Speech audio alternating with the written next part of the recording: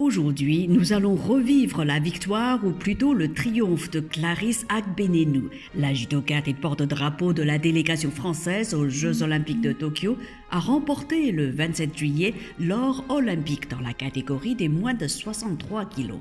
La Française a battu en finale la Slovène Tina Tetenjak, celle-là même qui l'avait privée de titre il y a 5 ans au Brésil.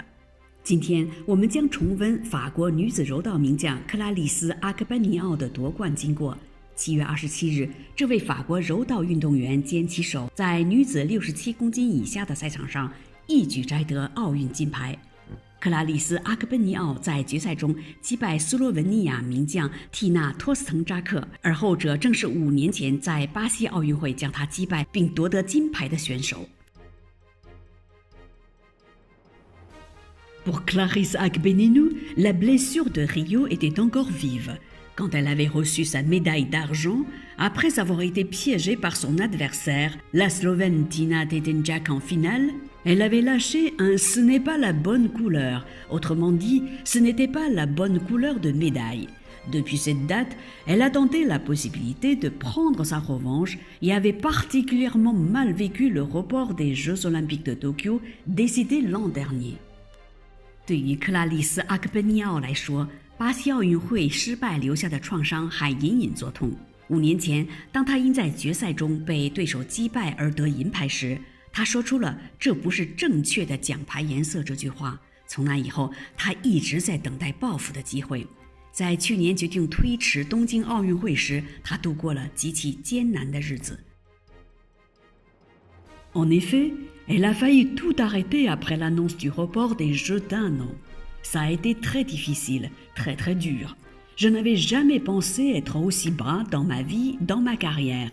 Je voulais presque tout arrêter. J'en étais là, confiait la judokate de 28 ans en juin dernier à Budapest, après avoir gagné son 5e titre mondial dans la catégorie. 的确，在2020年宣布奥运会延期1年后，克拉丽丝·阿格本尼奥差点放弃一切体育锻炼。这位28岁的柔道运动员去年6月在布达佩斯赢得第5个世界冠军头衔后，这样对媒体透露：“对我来讲，这个决定是非常难以接受的。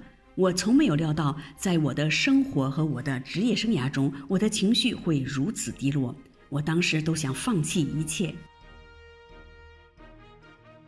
J'étais en mission.Aller chercher cette médaille d'or, ce n'était pas simple. Je n'ai pas les mots. C'est incroyable. Prendre ma revanche 5 ans après, je n'aurais pas pu rêver mieux. Ce chemin a été long et dur. Je suis tellement contente de ramener cette médaille d'or, a-t-elle dit en larmes juste après sa victoire, interrogée par France Télévisions.在这次夺得奥运金牌后，她泪流满面地说：“在赛前，我要完成一项工作，去夺得这枚金牌是很不容易的。